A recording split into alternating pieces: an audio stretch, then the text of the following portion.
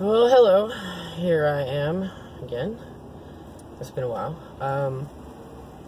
I'm supposed to do some homework and stuff for therapy, and one of the things that I was told was to remember the assumptions that I had, like, be cognizant of the assumptions that I have about things when I'm out in the world that scare me. So I need to put that down.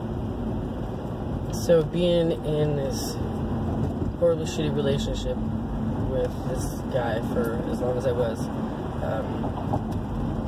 it was a lot of layers. It wasn't just one. It wasn't just a relationship with him.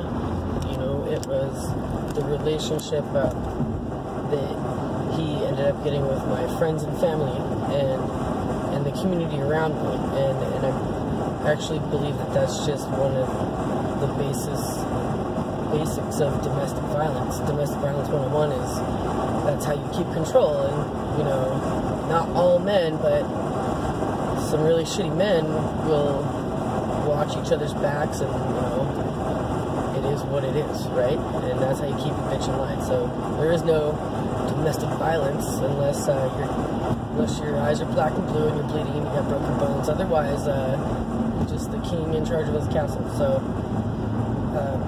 one of the assumptions was that, and it's not an assumption, it's what I was taught. So the assumption I go out with now is because what I was taught, that I can't tell anybody about what's going on because it endangers those people and endangers their families. So for instance, when I told my friend Amber, you know, about what was going on, she basically told me to shut the fuck up and that's not her problem.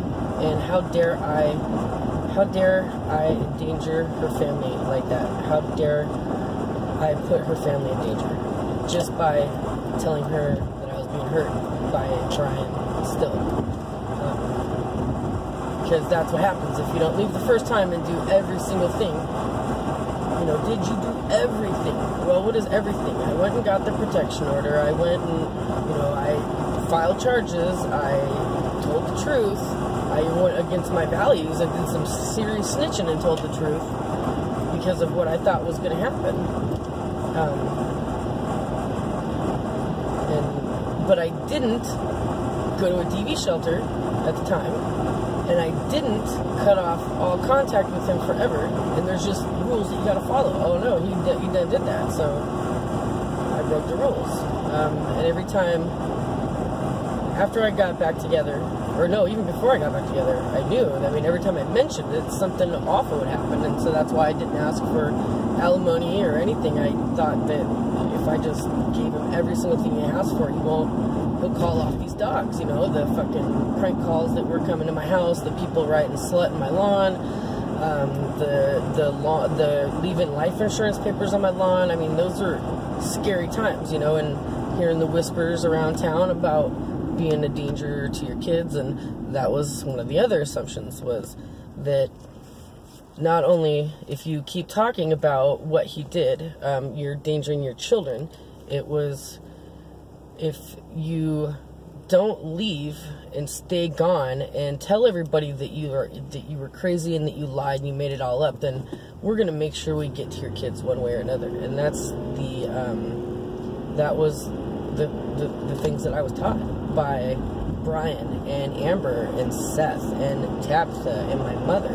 I mean, people that I would go to, you know, Billy, Ruth at work, you know, all these people that I would go to that I trusted to guide me, you know, or help me, like, at this desperate moment that, oh my God, you know, nobody actually helped, you know. So even when I tried to do things what I thought was the right way before any of I got the law involved, just by going to reaching out to the DV group at the tribe was too, you know, not enough or too much, you know. Then reaching out to his boss was not enough but too much, you know, because I was endangering his job, because that's all that matters is his job. So even when I tried to do it that way, which I thought was the right way, was, you know, keeping him out of trouble, asking our elders for help, which was Billy and Chief Duenas and Stevenson, I can't remember that guy's name, the HR guy at the tribe, and then even Lonnie, the HR lady. I mean, I asked a lot of people for help in ways that I thought would be safe for our family, you know, that Brian would lose his job, and, you know, and that was before I even went to work for Billy. So fast forwarding, when I went to work, you know, and then shit really hit the fan again, I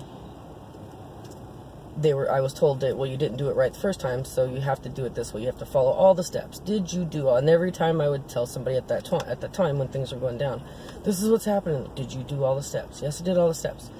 No, you didn't, because you're still here. You didn't take your kids and flee. That's what Billy told me to do, was put me, you know, she put me in her car and gave me a bunch of gas cards and said, run away and don't ever look back. Those were her exact words. And I couldn't see taking the kids away from him. I mean, that was, you know, and I was completely out of my mind with fear at the time. So, yeah, I was told to run away and not look back. And then when I didn't, oh, well, then you must not really be serious about being scared of this guy. Okay, well, he keeps instilling this fear. So, okay, so when he fast forward again, you know, we get divorced, we have a protection order, it's over, I'm talking to all people, getting therapy, you know, and basically I was convinced at that point that, no, yeah, everything, you overreacted. It was bad, wasn't that bad, you overreacted. Okay. No, your pictures weren't on the internet. No, if they were, I definitely didn't do it, you know, or whatever. But, you know, come to find out that it just seems like that was all just bullshit. I mean, you know, I really do believe that he's the one that put the pictures of my body on the internet, and, you know, and he just keeps getting away with stuff, and which is fine, you know. Here I am. I already know I can't throw the book at him because I've already tried to press charges on him once and hold him accountable, because that's the one thing I didn't do, apparently, was hold him accountable and flee, you know. So, but I tried, and they didn't hold him accountable, so whatever. Okay, so now I'm doing what I'm doing, but now I'm homeless, you know, and now I'm scared, and I'm twice as sick as I was in 2013 when we got divorced, you know, and I'm trying I've got twice as sick. I've pulled myself out of it quite a bit, and by myself, and then later on with the help of some, you know, professionals and a friend or two here and there, which is other stories. But I still have these assumptions. I still feel that when I tell someone, hey, this is what's happening to me, this is still what's happening to me, that somebody else gets hurt because of me, you know, because it is what it is, you know, and no one believes the things that I have told them. Nobody believes the things that I've never told anyone. And there's some things that I just wouldn't even know how to explain. The trickery and the psychological warfare that went on and went into his games. No one believes me. So I feel like I'm carrying all this stuff since I'm codependent, I haven't been validated from it, or guess, whatever. No one believes me, so, except for the people that are, like, paid to, you know, and even they don't really believe you, because who's going to believe that little me had a bunch of cops following her around and tapping her phone and whatever. But either way, even if that was my assumptions, that I still am being followed and monitored and whatnot to keep me from saying too much. But the thing is, now it's been so long that nobody cares. I could say every single word. I have said every single word, but nobody cares. Nobody cares about any of it. So, which brings me to the bottom line of my assumptions, is that nobody cares. You know, that nobody cares if you jumped off that bridge right there. That you would be standing there ready to jump, and somebody would drive by and tell you to jump. You know, that especially if you are a girl like me who's broken all the fucking rules and didn't, you know, go and get that felony for her man and, you know, all that dirty bullshit. Sorry, I ain't playing that fucking game. I never committed no felony, and I ain't the one, son. But I know a couple people who have, and none of them got in trouble for it, but, you know, nobody would care. Nobody would care about a girl like me. And that was not just him and his words or his voice, but those assumptions were backed up by the hospital and the police this very last time, you know. Both times I had to go to the hospital and, you know, at the doctor, and so those are the assumptions that I have, is that nobody cares, and that you could be ending your life right there and nobody would care. You know, that maybe they would care on Facebook because it looks good to care, you know, but that everybody dresses it up in these beautiful ways as, oh, I had to protect myself and my own mental health, and I just couldn't, you know, carry that weight anymore. And the truth is, nobody carried my weight. Amber did not carry a fucking ounce of my weight. Tabitha didn't carry an ounce of my weight. Brian definitely didn't carry an ounce of my weight. And my mother, I carried all their weight and all their demons, and they all treated me like a garbage dump. So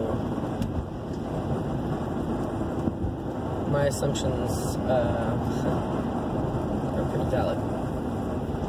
So I'm supposed to know that. I'm supposed to recognize what my assumptions are. My assumptions are that no one cares. My assumptions are that not only does no one care, but that's just the way it is.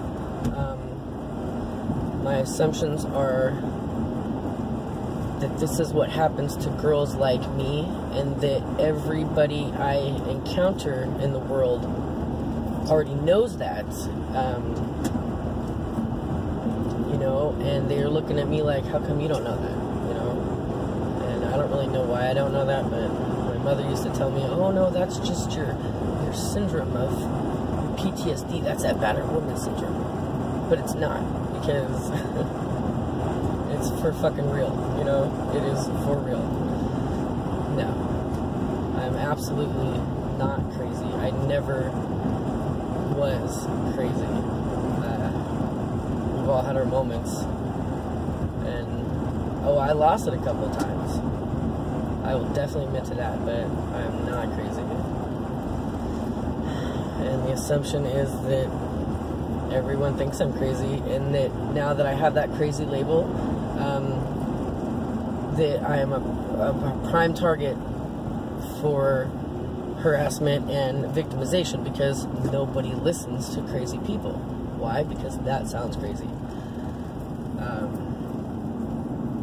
And I've also seen that, you know.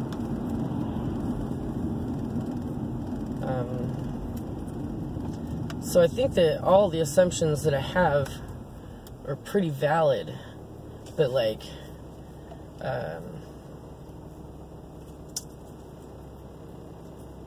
I think they're valid because I've seen it in action. Now, there was a couple of things where it's like, oh, well, causation doesn't equal correlation, or correlation isn't causation, whatever that is. And that's true until it does, you know, or until it does mean that, you know, because, no, it doesn't always mean that, but, you know, sometimes it actually does mean that. Now, that's kind of how you figure things out sometimes.